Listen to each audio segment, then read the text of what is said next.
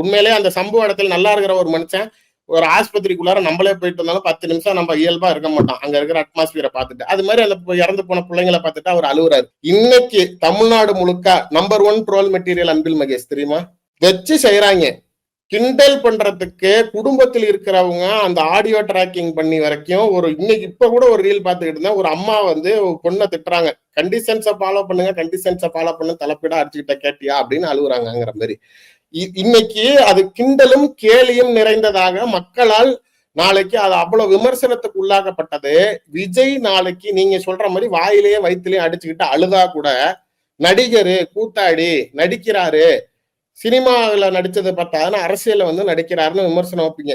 இதுதானே ஒரு அரசியல்வாதி. இதுக்கு முன்னாடி மகேஷ் அழுது எங்கெங்க பார்த்திருக்கீங்க பொது தளத்துல? நாளைக்கு இந்த ஸ்டூடெண்ட்டுங்களுக்காக அப்படி கண்ணு சிந்தினப்ப கூட உண்மையிலேயே அது கூட ஏதோ ரைட்டு போயிட்டாங்க. இப்ப இதுதான் விமர்சனத்துக்கு உள்ளாச்சு. இப்ப அது மாதிரி விஜய நீங்க என்ன செஞ்சதாலும் இப்ப திருச்சியிலேயே ஒரு ரூம் போட்டு தங்கியிருந்தாலும் சரி, கரூர்ல இருந்து திருச்சிக்கு போனாரு, திருச்சியில தங்கியிருக்கணும் இல்லைன்னா கரூர்ல இருந்து திருச்சிக்கு 4 பேர் பிரைவேட் ஹோட்டல்ல தங்குறாரு. 4 பேரை ஹோட்டல் மேல கல்ல விட்டு அடிச்சானா திரும்பி அதை பேசும் பொருளாகும். நாளைக்கு திரும்பி நீங்க பத்திரிகையாளர் சந்திங்கன்னா என்ன சொல்றீங்க?